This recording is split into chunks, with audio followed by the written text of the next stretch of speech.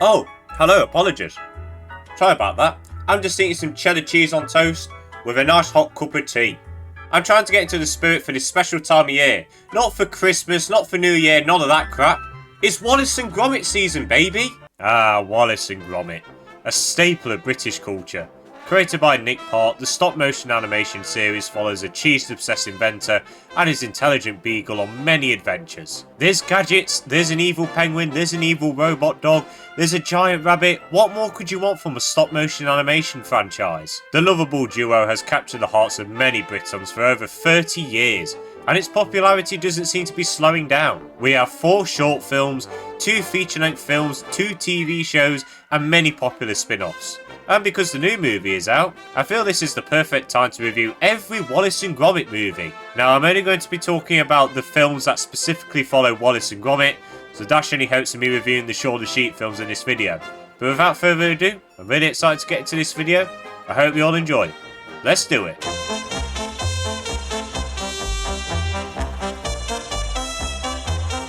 The one that started it all. A Grand Day Out was released in 1989 and it took about 6 years to make.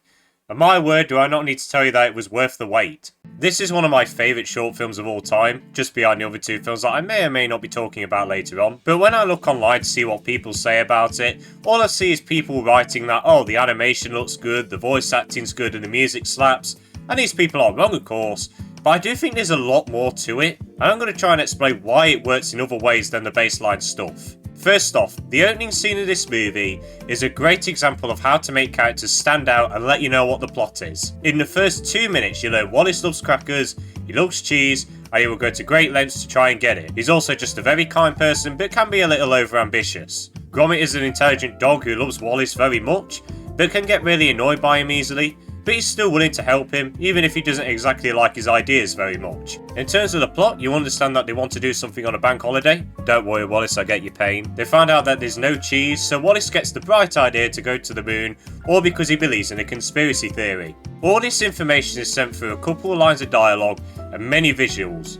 It's brilliantly done. What I really like about this movie is the humour. A Grand Day Out is filled with small jokes right from the opening scene, and they get crazier by the second.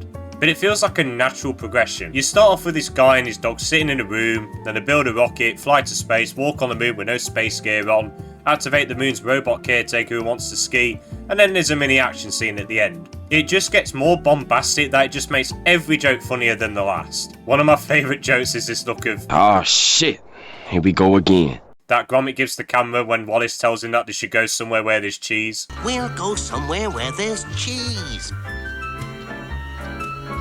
God, I love Gromit. In terms of story writing and character writing, you're not getting the Godfather here. Wallace and Gromit don't have any arcs. If anything, the ski-dreaming robot gets the best written arc. This is just a short film to showcase how good claymation can be, and just to be fun. And boy howdy do I think it does its job really well. I think the only other aspect I can't praise enough is the music. The mysterious and sort of gloomy music from when they introduced the moon. Everybody knows the moon's made of cheese. And a heroic uplifting tone of the track that accompanies the rocket launch.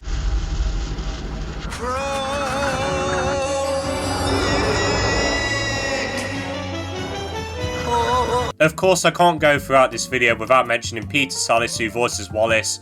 I mean, he's just so good and expressive as the character, and he created this very unique accent for the character, which people always try to replicate. No one, not even Ben Whitehead, can replicate this iconic voice to a T. He makes Wallace just a joy to listen to and be around. The claymation's also great. For the time. Nowadays it does look pretty cheap. Wallace's design changes so many times, and there's moments where he looks like he's been on a hunger strike. Some frames are missing so character movements can look very unnatural, but I can look past it because if it wasn't for this film, claymation and Aardman wouldn't be as popular as they are today. I honestly can't say much more about this film. It's funny, it's incredibly entertaining, and it's revolutionary. If that doesn't make you want to watch it, I don't know what will. So I'm going to have to give A Grand Day Out a cracking 9 out of 10.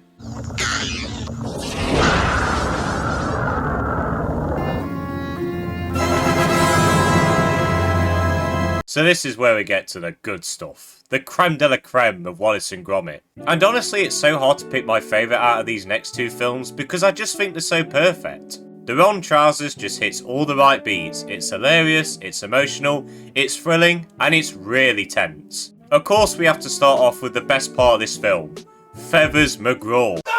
This rotten, evil penguin is still the best antagonist in the franchise. He makes an impact from his very first scene. There's something about those soulless black eyes when he stares at you. And he's also just a big arsehole from the very first scene, so it's instantly unlikable. He steals Gromit's room, he manipulates Wallace so he can get Gromit out of the picture, and then he uses Wallace to steal the diamond. And why is he doing this? I don't know. Sometimes I just like a pure evil villain. It works just as well. And he does feel like a genuine threat to Wallace and Gromit. That whole scene where Gromit is hiding in the box is incredibly tense. And this flipping penguin goes as far to threaten them with a freaking gun. Like, he just doesn't care about anyone. But other than the villain, this movie does improve on a story perspective. There are genuine stakes, and there is character development. Gromit's morals of sticking by Wallace are kind of challenged here, and it honestly makes for a really nice character arc for him. The scene where he runs away is genuinely heartbreaking, and when you see Wallace being used and Gromit not being able to do anything really, it really does heighten the film's tension, and in turn it makes Gromit's comeback incredibly heroic. This is definitely more a Gromit movie than a Wallace and Gromit movie.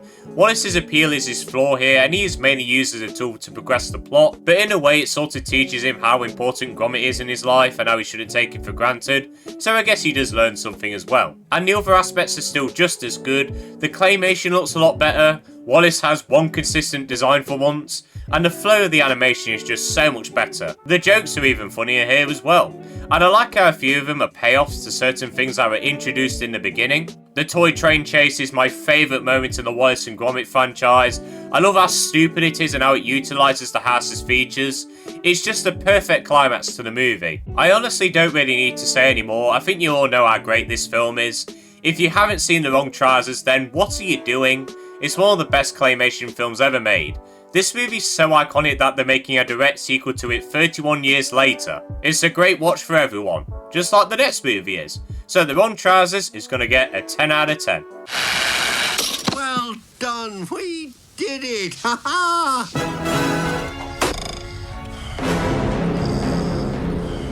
A close shave is where I think Wallace and Gromit fully became what it is today. And what I mean by this is that this is the film where the creators fully embrace how crazy they can get with this franchise. The past two films have been weird, of course, but I think this is the one where they knew they could get away with absolutely anything. The plot of this movie is that there are criminals wrangling sheep and stealing wool, and Wallace and Gromit are window cleaners. And during a job at a wool shop, Wallace falls in love with the owner Wendeline, and Gromit begins to notice that maybe the owner and her dog Preston are behind these wool crimes. Now on paper this honestly sounds really boring. I mean, why should I care about wool being taken? Window cleaning isn't the most interesting job for characters, but the creators decided to absolutely go wild with this concept. The writers did more than just think outside the box. It's like they just went, okay people, think of anything at all, apart from my mother. Shout out the first thing that's on your mind. Johnny, go. Terminator? Phil, go. World War II Spitfire? David? Porridge gun? Katrina? Sheep on a motorbike? People, I have a great idea. This movie goes from a crime noir parody, to a drama, to a crime thriller, to a World War II movie, and finally a parody of the Terminator. And somehow, despite all of these things feeling like subjects you pick randomly out of a hat, they all come together to create this incredibly thrilling movie. One of my favourite things about this film is that it sort of flips the roles of Wallace and Gromit. Gromit is the one in trouble this time, and Wallace has to use his intelligence to save him. And even when Gromit is free and uses his skills, Wallace is trying to save the day in his own way.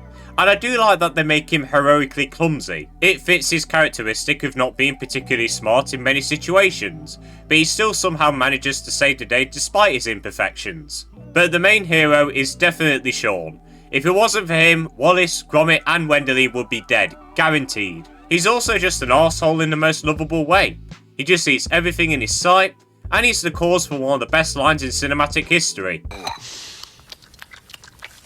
Get off me cheese! Get off! He makes himself memorable from the start. Like, you understand why he got his own spin-off because of this. Also, the villain Preston is great. He's not as memorable as Foes McGraw, but he is easily more threatening. I also like how his actual form is presented as a twist. They could have easily just showed that he was a robot from the start, but I do think that the subtle hints before we know his true form makes Preston a lot more terrifying. This is also just a little add-on, but when I was a kid, this moment just sent shivers down my spine. One thing this movie also does is break away from cliches, and if they do stick to them, they present those moments in a comedic manner. For example, most of the movie is built around Wallace and Gwendolyn's relationship, and in the ending scene you think Wallace might ask her out or invite her into the house. But the writers just decide to end the scene with a gut punch. Won't you come in?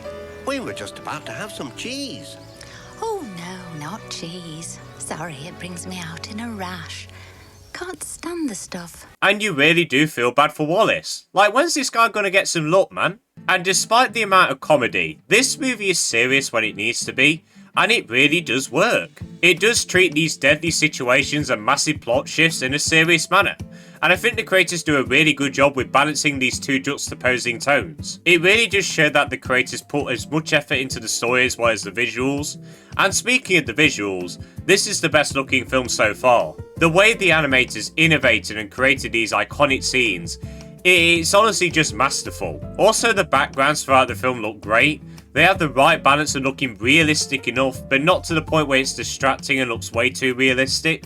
And the other small things I like about this one is Anne Reid, who plays Gwendoline. I think she's a nice addition to the franchise, and she has great chemistry with Peter Sallis. I also really like the new soundtrack. It's really fast paced and it just makes those action-packed scenes more thrilling.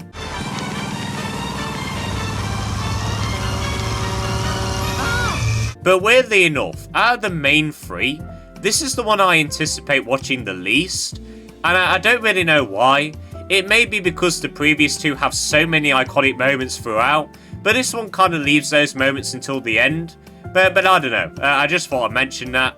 But anyway, A Close Shave is obviously going to receive a 10 out of 10. Oh, dear.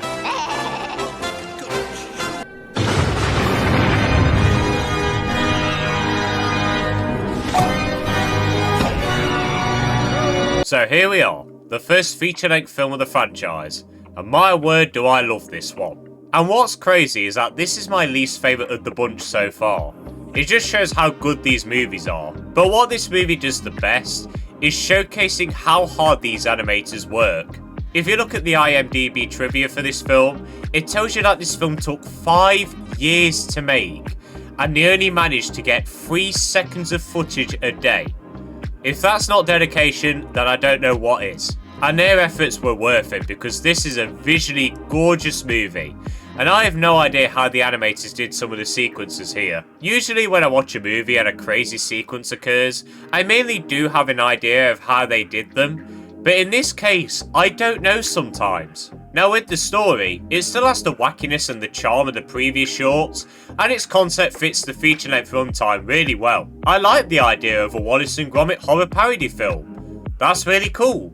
And I think the movie does a great job of being scary for a younger audience. And I know this was scary because when I was younger, this film freaking terrified me. And I mean terrified. Like this was on the same level of creepiness as Alien. But of course, as an adult now, I know it's just not scary, but I do still find these moments tense and enjoyable. What I do like the most about this story though, is that they don't reveal that Wallace is the were-rabbit. It's presented as a genuine twist, and even though there are obvious hints that he is the monster, they do a great job at erasing your suspicions by showing Hutch in his transformation. And speaking of Hutch, I just love this character, and it pains me that he's not in any of the other films. Who would have thought that making Sallis's voice a higher pitch made him even more hilarious? Oh, I do like a bit of gorgonzola. Geronimo! Good night, Gromit. The only thing that I don't exactly like about this film is that some things don't really make much sense. And I know what you're thinking. Gibson, nothing about this franchise makes any sense. And I know that, but I do think some things should be explained. How Wallace just doesn't turn into the were-rabbit again after the final battle is beyond me. I guess you just die for a minute, then you come back to life and then you're cool again. Yeah, that makes sense. And it's even worse when you remember that earlier on, they set up that Hutch would rebuild the machine, but that's just completely dropped. I don't know, it's just something that's always bothered me about this film. But other than that, this film's story could not be more Wallace and Gromit-like. It has some great wacky moments, and that final battle is stressful. And I like that they're not afraid to get really serious with it. It leans into that side just enough to keep the Wallace and Gromit charm present. I also think this is where they decided to shove in plenty of adult humour, and it works really well. There are some really great jokes, and this may be because my humour is broken, but the lamest jokes are done so well here. This was arson. Arson? Aye, someone arsing around. I have a hunch this'll be a night to remember. I just have a hunch. Just take a look at my wife's brassicas, ravaged in the night. Finally, the voice acting is great. Helena Bonham Carter is so unrecognisable as Lady Tottingham. Like, I didn't even know she played the character until I looked on Letterboxd. Ralph Fiennes kills it as Victor. You can just tell he's having an absolute blast in the role, and he pulls off this egotistical maniac personality really well. Overall, The Curse of the Were-Rabbit is a great film that brings the Wallace and Gromit charm to a feature-length format excellently. It has a wacky story, great humour, recognisable characters, amazing visuals, and perfect performances. It's one I watch every year, and it never gets old. So The Curse of the Were-Rabbit is getting a 9 out of 10.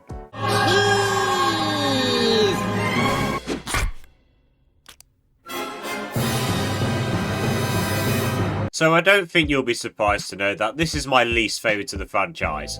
But I don't think it's bad. It's just good, not great. And I think me saying that just shows how good these movies are. If one is just good, then it didn't live up to the standards. My main issue with this one is the writing. It does feel like a rehash of A Close Shave, just with bakers. We have a woman that Wallace begins to fall in love with. The villain tries to frame Gromit so they can get him out of the picture. One character who is working for the villain tries to stop the villain in the end. It just feels like a big rehash. I also think this has the worst jokes in the franchise, and that doesn't mean that this isn't funny. Like, there are moments that do give me a hearty laugh. I'm Wallace. I'm inbred myself. Are you still ballooning, Miss... I do beg your pardon. Oh, there you are. I think these matches are a bit damp. It's just that most of the jokes just feel so on the nose, and there's no subtlety to them, and even the stupid quips aren't played as straight here. Also, this film is way too dark, and I mean in like, oh my god, there is no need to do this. And I know in the previous films there was some dark stuff, like at the end of Curse of the Were-Rabbit you think Wallace dies, but I still think those moments featured that Wallace and Gromit charm to balance it out with the comedy. But in this, there's just straight up animal abuse. Like, no silly charm, no nothing, just straight up smacking dogs around the face. And it just feels so out of place for a Wallace and Gromit film. But the one thing that's always bothered me about this film is that Wallace just comes off so unlikable here. I don't care what people say, the fact he willingly lets Paella just redecorate Gromit's room and throw out his stuff just makes him so unlikable. And I know he let Feathers McGraw take Gromit's room in the wrong trousers, and yeah, he should have stood up to him, but at the very least he tried to redecorate the spare room for Gromit. But in this, it's just like he says to Paella, yeah, you can do that, no questions asked. I'm sorry. I can buy that he wants to marry this woman after a week, he's been lonely all his life and he's marrying one of his favourite celebrities. He may be a bit desperate, but just letting her change his and his dog's life in one day? I'm sorry, no, I'm not buying it.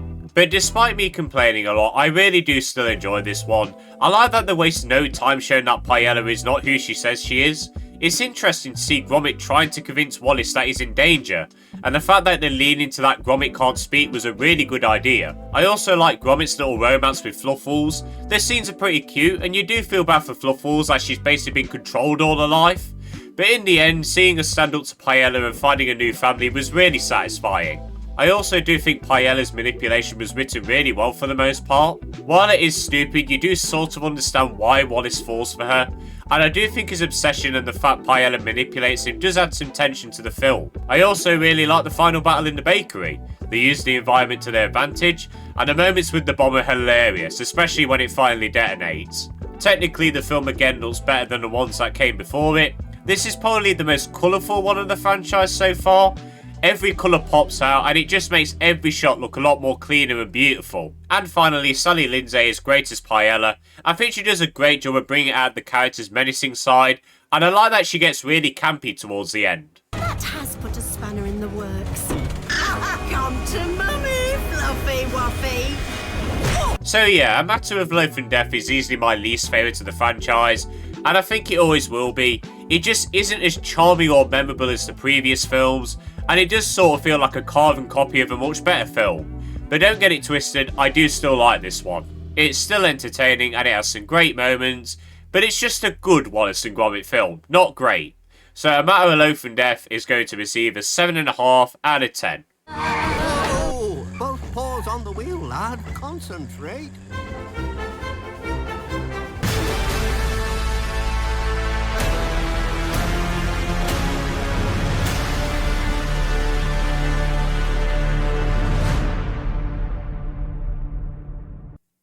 Hello, how are you guys? I thought I'd do my normal review setup for the last film, because it's brand new and I thought, why not?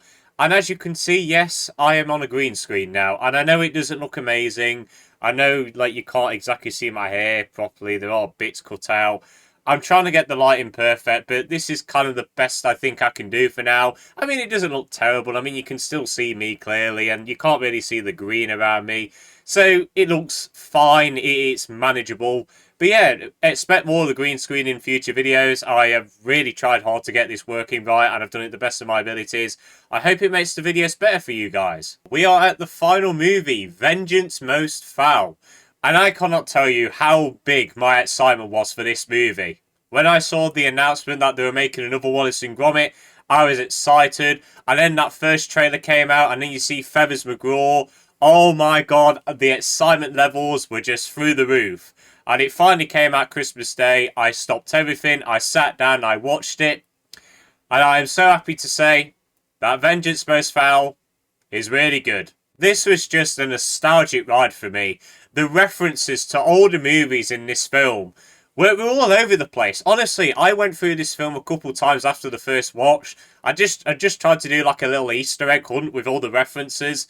It was really cool. This is certainly a movie specifically made for Wallace and Gromit fans. But of course you want to see Wallace and Gromit on a brand new adventure, and this adventure is great. This is probably the most movie-like Wallace and Gromit film, and what I mean by that is that it has everything that you expect from a professional film. Likeable characters, character arcs, themes, the conflict. It has all of that. And it makes for a very interesting story and a good commentary on AI and technology. The conflict of this movie is that Wallace builds Norbot, a smart gnome that helps Gromit around the garden. And it becomes so popular that many people want a Norbot to help them with their gardens. So Wallace builds a business around them. But one day these Norbots cause havoc around the town. And Wallace and Gromit have to try and find out why. I think you know why, really, with what happens in this film.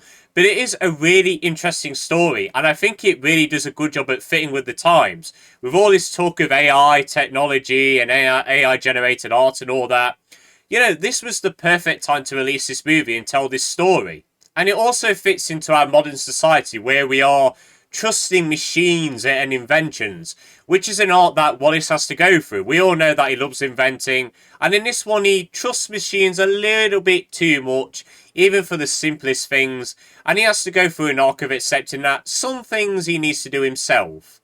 And I think that was a really nice arc for him to go on, and to learn his mistakes of the past films as well. And I like that we see a different side to Wallace in this film. You can see his guilt come through and see that, yeah, maybe I was, you know, troubling Gromit, and maybe I was pushing him away. You see a different emotional side to him. And I really like that. It added a bit more to his character. For the first time in a while, this feels like a Wallace movie more than a Wallace and Gromit movie. Even though Gromit still does all the fancy stuff, which we'll get to in a minute, he is easily the main focus. But the main selling point of this film was, of course, the return of Feathers McGraw, and I'm so happy to say that they used him very well. He's just as menacing and frightening as he was in The Wrong Trousers, if not even more menacing. I mean, the stuff that he does at the end of this film, I mean, there's no forgiving that. However, if I'm going to get into one small thing about him that I didn't really like, him and Wallace and Gromit don't really interact much. They interact more towards the end.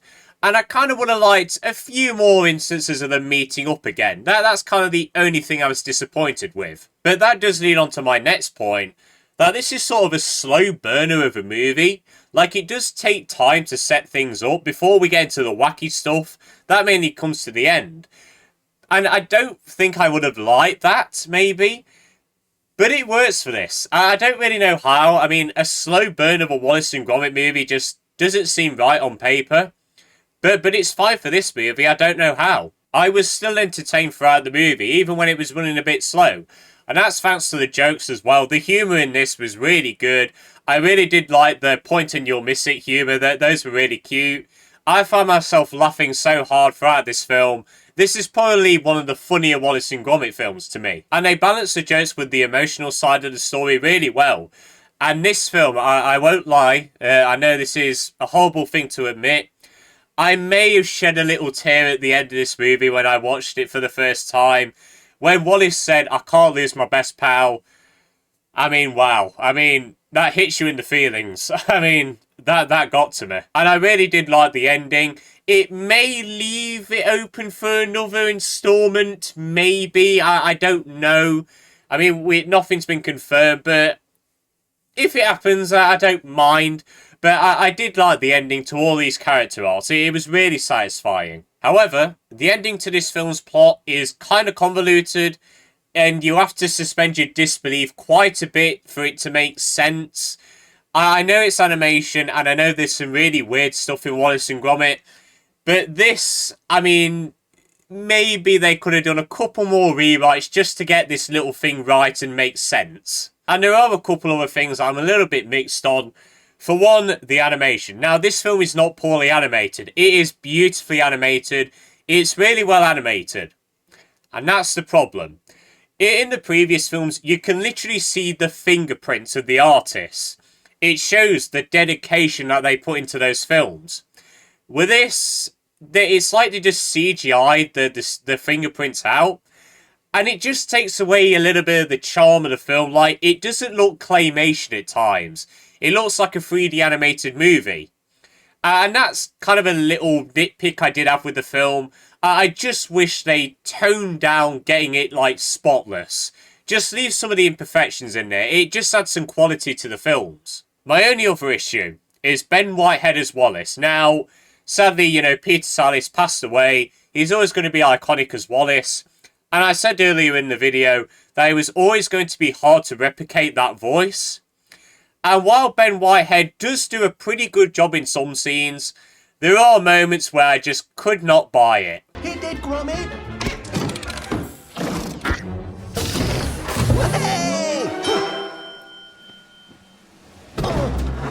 Morning, Gromit. But it's not fully distracting, like, it works. Sometimes he did a great job, sometimes he needs to work on it a bit.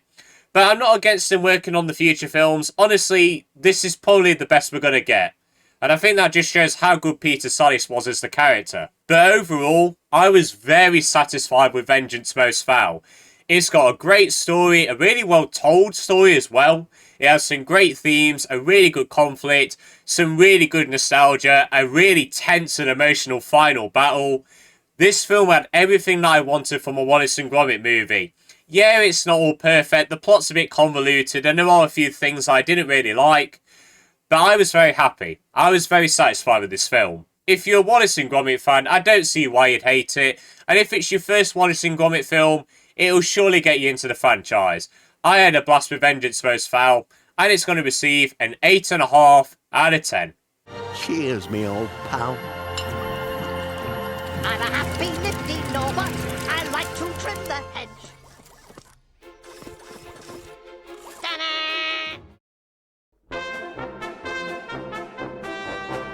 And there we are. That is all the Wallace and Gromit films reviewed, rated, talked about. I hope you all enjoyed this video, guys. And I want to apologise that this video has taken so long and that there's been no uploads on the channel. I have been dedicated to making this video the best it could possibly be. And I really hope it paid off. I really do hope you enjoyed this video, guys. I really did try. I really want to do more videos like this. I had a good time making it, even though it took hours and months. I'm still very satisfied. I enjoyed myself. But yeah, guys, I hope you all enjoyed this video. Let me know your thoughts on the Wallace and Gromit films, especially the new one. Do you like them? Do you not? Let me know. But I hope you all enjoyed this video. Have a good day. And see you later.